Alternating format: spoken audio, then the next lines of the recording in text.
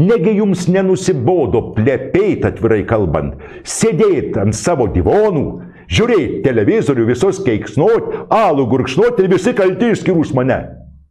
Labas vakaras visiems. Norėjau trumpai šiandien pakalbėti apie Vytautą Mikalauską, Giedrės Gorienės politinį apžvalgininką ir trumpai apie įvykusi Teisingumo aušros susirinkimą. Du tokie nedideli įvykiai, kurie buvo vienaip ar kitaip diskutuojami viešoje erdvėje. Ir aš galvoju, kad reikia kalbėti daugiau apie Lietuvos reikalus, nes gal mes kažkiek ir kažką galime įtakoti, pakeisti žmonių mąstymą, bent paskatinti mąstyti, nei kalbėti apie Izraelio-Palestinos konfliktą, kurio mes tikrai pakeisti negalime. Ir aš pastebėjau, kad socialiniuose tinkluose žmonės rašo apie Izraelį, apie Palestiną, bet nežino nei istorijos, nei kas ta karinė sukarinta Palestinos grupuotė Hamas. Mažai kas žino, kad ją ir kitas karinės organizacijas, tokias kaip Hezbollah, 70 metais sukūrė tų pačių didžiųjų valstybių spectarnybos, to pačio Izraelio Mosadas, Jungtinių Amerikos valstijų ČŽV, sukūrė tam, kad kontroliuoti realų pasipriešinimą, realų kairiųjų judėjimą, Fatah partijos veiklą ir Jaserą Arafatą. Tam jie ir sukūrė ir tas Hamas pasitarnavo daugiau Izraeliui nei Palestinai. Bet žiūriu socialiniuose tinkluose avis bliaubė, pasirenka vieną pusę ir nesupranta, kad tai tikrai yra sudėtinga situacija. Dėl to aš tą temą net neverta kalbėti. Taip pat aš pastebiu ir tokio kaip būtinio antisemitizmo apraiškas Lietuvoje, bet čia yra atskira ir labai sunki tema. Na, pradėkime nuo Vytauto Mikalausko, kuris yra Giedrės Gorienės politinis apžvalgininkas. Pirmiausia, paklausykime, ką jis Giedrės Gorienės laidoje kalbėjo, kada jau žmonės kaip ir pasipiktino, nusivylę Vytautu Mikalausku dėl jo pasirinkimo, dėl Valdo Tutkaus, buvusio Lietuvos vyr kariuomenės vado, kuris iškėlė savo kandidatūrą į Lietuvos prezidento postą. Paklausykime. Prezidentas, pirmiausia, jo prerogatyva yra užsienio politika. Jis kuruoja užsienio politiką. Taip ar ne? Taip. Taip. O kaip pas mus yra? Na, pasakykit, kaip pas mus yra paprasčiausiai. Pas mus kažkoks tai užsienio reikalų ministras, su visa pagarba jam. Jis gali pasakyti, žinai, ką prezidentė eiktų Ant trijų raidžių. Ant trijų raidžių. O šitam prezidentui, jeigu, pavyzdžiui, bus generolas Sutkus, nepasakys šitaip. Aš matau ir tvarką. Ir tikrai žinau, kad tai yra demokratiškas žmogus. Man teko su juo kalbėti. Ir aš dar kartą sakau, kad aš tikrai remsiu šitą žmogų. Ir remiu šitą žmogų. Ir dar daugiau, aš pareiškiu, kad aš labai nenorėdamas, patikėkit manim, aš prieš 15 metų pasitraukiau iš visų partijų, iš visų kitų, iš socialdemokratų ir panašiai. Ir aš savo dievagojaus, kad aš negrįšiu į politiką. Deja, ta moteris yra teisi. Aš grįšiu. Na, jis kalba, kad jo nuomonė tik Valdas Tutkus supranta realią situaciją, nes jis kariškis ir tik kariškiai gali suprasti, kaip yra daromi tie kariniai reikalai ir atėjus X dienai jis stos mūru už Lietuvos visuomenės reikalus, kas mano manimu yra visiška nesąmonė, nieko jis nestos, jis yra 100% natovcas, jis yra 100% Jungtinių Amerikos valstijų politikos palaikytojas, jis yra 100% ES palaikytojas ir jis tą reiškia viešai. Visi mes matėme jo tos pasisakymus ir net jis būdavo antiek naglas, kad sakydavo, tie, kurie nesutinka, gali čiuožti iš Lietuvos. Jam net replikavo ir davė atkirtį gerbiamas profesorius Eduardas Vaitkus. Bet Vytautas Mikalauskas sako, kad reikia balsuoti ir prašo savo sekėjų balsuoti už Valdą Tutkų. Na, čia yra du variantai. Arba Vytautas Mikalauskas yra kvailys, arba antras variantas tai yra politinė provokacija, kitaip kalbant, tai yra juodosios politinės technologijos, už kurių stovi arba Giedrė Gorienė, arba žmonės, kurie stovi už Giedrės Gorienės. Tiesiog žmonės buvo prijaukinti pasakomis, geopolitinėmis pasakomis, visomis tomis įžvalgomis, kurios tikrai buvo gana įdomios tos įžvalgos. Mes galėjome su tomis įžvalgomis sutikti, nesutikti, prieštarauti, bet jos buvo gana argumentuotai išsakomas ir manau, kad jos reikalo nepagadino. Bet dėl ko buvo tos įžvalgos sakomas ir jis buvo kviečiamas pastoviai į Giedrės Gorienės laidas, čia yra klausimas. Esmė, kad jis dabar sako, balsuokime mes už Valdą Tutkų. Jis yra tas, kurio reikia Lietuvai. Na, negalvoju, kad Vytautas Mikalauskas yra bukas ar kvailas. Jisai puikiausiai susigaudo geopolitikoje. Belieka antras variantas, tai politinės provokacijos ir Eduardo Vaitkaus nukanalizavimas. Kitaip kalbant, elektorato balsų atimimas iš Eduardo Vaitkaus. Ir mano to mintim pritarė, mačiau Facebook'e, padarė įrašą mano Facebook'o draugas Virgilijus Merkelis, kurio mintims aš pritariu beveik 100%. Norėčiau perskaityti aš jo tą įrašą ir trumpai pakalbėti apie jį.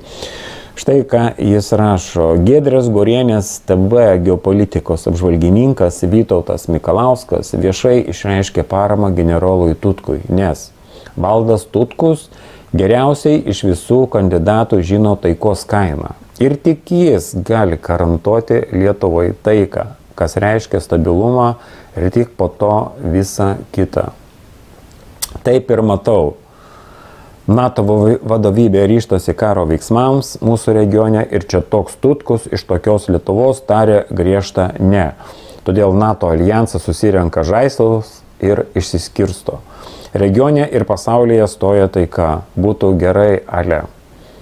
Jau kam, kaip ne Mikalauskui žinoti, kad stabilumas mūsų ir kitose regionuose priklauso tik nuo didžiųjų žaidėjų, tokių kaip Amerika, Jungtinė karalystė, Rusija, Kinija ir panašiai. Taigi, niekas neklaus nei Virgilijaus iš Pasvalio, nei Tutkaus iš Lietuvos pradėti karą ar palikti taiką. Atvirai, šitokios kvailystės iš Vytauto Mikalausko nesitikėjau. Nei aš, nei tūkstančiai kitų jo žiūrovų ir sekėjų. Nesėjimų spręsti, ar tai tik kvailystė, ar gerai suplanuota provokacija profesoriaus Eduardo Vaitkaus balsams išblaškyti. Pritariu ir pasirašau beveik po kiekvienu žodžiu. Tik Virgilijus rašo, kad nesėjama spręsti, ar tai Mikalausko kvailystė ar provokacija. Vytautas Mikalauskas tikrai nėra kvailas. Tai politinė provokacija, kitaip kalbant, tai yra juodosios politinės technologijos, už kurių slypi tam tikras interesas. O interesas toks, nieko gyvų neleisti, kad visuomenė sužinotų apie Eduardą Vaitkų.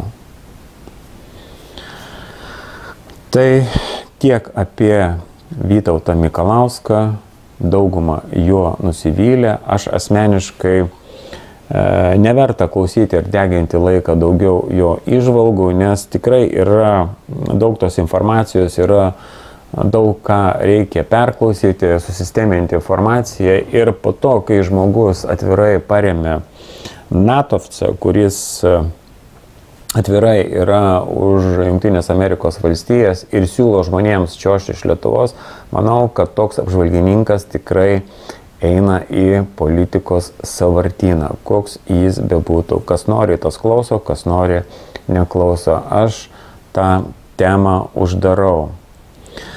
Na ir sekantis įvykęs Lietuvoje, matėme tuos pranešimus, informacinius pranešimus, kad Teisingumo aušra rinksis ir į susirinkimą ir rinks pirmininką. Prieš tai aš mačiau video, kuriame Kazimieras Juraitis pats save sakė, kad save siūlys į pirmininkus, nes jis galvoja, kad jis yra to vertas. Na ir jie susirinko ir, kaip Erika Švenčioninė pasakė video, vienbalsiai išrinko ar vienbalsiai pritarė Kazimierą Juraitį. Paklausykime. Sveiki, šiandien tiesioginė transliacija. Teisingumo aušros susirinkimas įvyko ir šiandien mes išrinkom Teisingumo aušros naująjį vadą, kuris užims generalsekretoriaus, ar teisingai sakau? Generalinio sekretoriaus pareigas. Tai va, tai juo tapo Kazimieras Juraitis bendru visų sutarimų, tiesiog jaudinuosi, suprantat. Tai va, nebuvo nei vieno prieš ir šiandien mes sveikiname šį drąsų žmogų, kuris pasiėmė Teisingumo aušros naštą ir atsakomybę pačiu sunkiausiu šitam judėjimui metu. Ir ką gaus jūsų aplodismentai? Na, išsirinko jie ne pirmininko, o generalinį sekretorių. Įsivaizduokime, generalinį sekretorių. Nežinau, kodėl jie mėgsta tokią pompastiką. Sunku pasakyti, bet Kazimiero Juraičio yra toks stilius. Jis nori būti visur ir su visais. Tai suverenas, tai jis Kazimieras V karalius, tai jis advokato Stanislavo Tomo perintojas, pripaišydavo jam ten visokių titulų, profesorius Sorbonos, dar ten kažkokie titulai, pristatydavo jį kaip gerą advokatą, nors aš nemanau, kad jis buvo geras advokatas, tiesiog naudodavosi patikliais žmonėmis. Visi tą atsimename istoriją, kada jis rinko iš pensininkų pinigus po 50 eurų ir žadėjo, kad laimės bylą, nes neva Lietuvos pensininkai turi gauti didesnę pensiją, nes neva kažkur Lietuvos vyriausybė yra pasirašiusi kažkokius tai popierius, kad pensija turi būti tokia ir tokia. Na, surinko pinigus ir kai pensininkai negauna tos didesnės pensijos, kurią jie žadėjo, taip ir net gavo savo tų pinigų. Jie sako, kad tą bylą laimėjo, bet Lietuvos vyriausybė nevykdo jungtinių tautų sprendimo. Nežinau, kiek ten yra tiesos, kiek ten yra informacinio šlamšto, bet žinau vieną argumentą. Jeigu yra geras, tikras advokatas, jis bylą laimi ir žmonės gauna tos pinigus. Jums kaip pavyzdys, tas nelaimingas musulmonas, kuris pakliuvo į slaptą ČŽV kalėjimą netoli Vilniaus, Antaviliuose, jis buvo ten kankintas fiziškai ir visais tais ČŽV metodais, bet va, žmogus laimėjo prieš Lietuvą bylą Europos žmogaus teisių teisme ir advokatas turbūt buvo aukštos kvalifikacijos juristas, nes Lietuvos vyriausybė buvo priversta sumokėti tą kompensaciją 130 000 eurų sumą tam nelaimingam musulmonui, kuris buvo kankintas. O Lietuvos pensininkai taip ir negavo pinigų. Reiškia, tas advokatas Stanislavas Tomas neturėjo to mechanizmo, kaip paspausti Lietuvos vyriausybę ir ją priversti sumokėti pensininkams tai, kas jiems priklauso palei tą, ką jie skelbė. Na ir einant toliau, aišku, paklausykime iš Juraitis ir etninis rusas ir etninis, kaip sakiau, rusas, bet vienoje vietoje jis net pasisakė, kad yra ir turi žydiško kraujo. Esu pasiskelbęs netgi vienoje byloje, kad esu etninis rusas. Aš esu. Ir tas buvo ne juokais pasakytas. Na, dabar keičiasi viskas. O kalbant dėl, sakot, gryna kraujas, tai aš abejoju, žinokit, jau ar gryna kraujas. Nežiūrint to, kad aš esu etninis rusas, aš kraujį dar įtariu, kad turiu ir žydų kraujo. Kadangi motinos mergautinė pavardė skamba labai tartinai, netikrinau, bet genus patikrinęs, nežinau, ko aš ten rašiau. Nežinau, kodėl jis taip susireikšmina, kitaip kalbant, nėra toks paprastas, kad aš esu toks paprastas ir vadovausiu teisingumo aušrai ir neturėsiu tų visų tokių pimpalometrijų, tokių visokių nesąmonių, nuo kurių tikrai tiems kairiesiems nebus geriau. Iš vis, mano manymu, atrodo visa ta jo veikla tokia klaunada, tai jis etninis rusas, tai jis turi žydiško kraujo, tai suverenas, tai jisai karalius penktasis. Man rodos, tai yra tos pačios juodos politinės technologijos, kad pašiepti, parodyti, va, žiūrėkit, koks tas kairiųjų judėjimas visiškai marginalizuotas. Ir tie, kurie taip sakys, jie bus teisūs. Ir aš tikrai žinau, kad ir Kristoferis Voiška bandė kovoti prieš tas Kazimiero Juraičio nesąmonės, kada jis buvo dar tame judėjime, tikrai viską darė, bet yra kaip yra. Ir ką iš tikro apibendrinant galima pasakyti apie teisingumo aušrą. Apie teisingumo aušrą nieko mes nebegalime pasakyti. Vien tai, kad vienbalsiai ar visi pasisakė už Kazimierą Juraitį, parodo, kad tenais nėra protingų žmonių, kad tenais nėra jokio intelektualinio potencialo, o yra tik paklusnios avys, kurios susikūrusios kažkokius autoritetus, ar tai Erikos, ar tai Kazimiero Juraičio, ir manau, kad viskam ten vadovauja Erika, kaip sakoma, moteris su kiaušiniais, ir tie tokie slabavoti vyrai jai paklūsta vien tai, kad jie vysto tokią veiklą, kuri neturi nieko bendro su kairiųjų judėjimu. Na, man jie yra politiniai lavonai, klausimas yra uždarytas, apie juos aš daugiau nebekalbėsiu. Ir tol, kol Algirdas Paleckis neišeis iš kalėjimo ir nesutvarkys ten tų visų reikalų, ten bus visiška nesąmonė ir į jos net neverta dėti jokių vilčių, kad tai kažkokia tai vienintelė opozicija ir panašiai. Tai tik klaunai ir aš manau, kad būtent Kazimieras Juraitis tas žmogus, kuris galutinai nukanalizuos tą teisingumo aušrą, taip kaip buvo nukanalizuotas ir šeimų sąjūdis. Tai tiek tada šiam kartui. Situacija Lietuvoje yra gana liūdna. Faktiškai visa šalis eina žemyn į regresą ir kol kas prošvaisčių tokių nesimato. Ne tame, kad mūsų vyriausybė ten atlieka tokius veiksmus, kad vis mažiau ir mažiau Lietuvoje belieka oro. Čia yra ruošiamas nekilnojamo turto mokestis, kuris faktiškai yra reketas, valstybės reketas prie žmogų, kuris nusipirko kažkokį tai nekilnojamą turtą, jau prieš tai sumokėjęs visus mokesčius ir pirkimo, ir pardavimo mokesčius, ir dirbęs ir iš algos jam būdavo atskaitomi mokesčiai. Va, jums mokestis yra ant mokesčio, kaip ir bankai, palūkanos ant palūkanų, compound interest, amerikiečiai sako.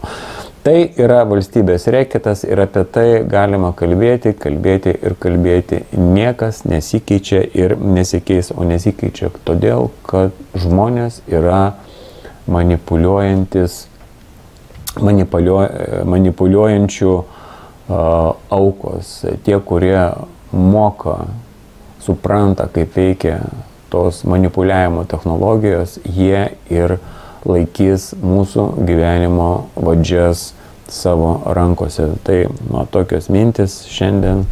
Ačiū, kad klausėte ir tada iki kitų kartų. Iki.